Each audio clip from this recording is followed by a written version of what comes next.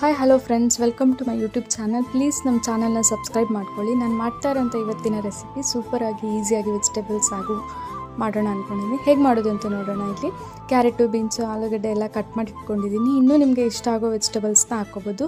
First ಮಸಾಲೆ ready ಮಾಡ್ಕೊಳ್ಳೋಣ. ಒಂದು ಮಿಕ್ಸರ್ ಜಾರ್ಗೆ ಸ್ವಲ್ಪ ಕೊಬ್ಬರಿ, 5ರಿಂದ 6 ಹಸಿಮೆಣ್ಸಿಕಾಯಿ, ಅರ್ಧ ಟೊಮ್ಯಾಟೊ, 2 ಪೀಸ್ ಶುಂಠಿ, ಬೆಳ್ಳುಳ್ಳಿ, ಕೊತ್ತಂಬರಿ ಸೊಪ್ಪು, ಅರ್ಧ ಚಮಚ ಉಪ್ಪು, ಸ್ವಲ್ಪ ನೀರು ಹಾಕ್ಕೊಂಡು ರುಬ್ಕೊತೀನಿ. ಮಸಾಲೆ ರೆಡಿಯಾಗಿದೆ. ಈಗ ಹೇಗೆ ಮಾಡೋದು ಅಂತ ನೋಡೋಣ. ಒಂದು ಕುಕ್ಕರ್ಗೆ ಕಟ್ ಮಾಡಿರೋಂಥ ತರಕಾರಿ ಎಲ್ಲ ಹಾಕಿ ಸ್ವಲ್ಪ ನೀರು ಹಾಕಿ ಒಂದು ವಿಷಲ್ ಬರೋವರೆಗೂ ಬೇಯಿಸ್ಕೊಳ್ಬೇಕು. ನೆಕ್ಸ್ಟ್ ಒಂದು ಪಾತ್ರೆಗೆ 2ರಿಂದ 3 ಟೇಬಲ್ ಸ್ಪೂನ್ ಆಯಿಲ್ ಹಾಕ್ಕೊಂಡು ಅದಕ್ಕೆ ಸಾಸಿವೆ, ಜೀರಿಗೆ, ಈರುಳ್ಳಿ, ಕರ್ಬೇವಿನ ಸೊಪ್ಪು ಹಾಕ್ಕೊಂಡು ಫ್ರೈ ಮಾಡ್ಕೋಬೇಕು. ನಂತರ ಇದಕ್ಕೆ ತರಕಾರಿ ಸೇರಿಸ್ಕೊಳ್ಳೋಣ. ಹಾಗೆ ಮಸಾಲೆ ಸೇರಿಸ್ಕೊಂಡು ಹಸಿ ವಾಸನೆ ಹೋಗೋವರೆಗೂ ಫ್ರೈ ಮಾಡ್ಕೊಳ್ಳೋಣ. ನೆಕ್ಸ್ಟ್ ಇದಕ್ಕೆ ಸ್ವಲ್ಪ ಕಡಲೆ ಹಿಟ್ಟು ಮತ್ತು ನೀರು ಮಿಕ್ಸ್ ಮಾಡ್ಕೊಂಡು ಹಾಕ್ಕೊಳ್ಳೋಣ, ಅಥವಾ ಹುರ್ಗಡ್ಲೆ ಆದರೂ ಮಸಾಲೆಗೆ ರುಬ್ಕೊಳ್ಬೋದು.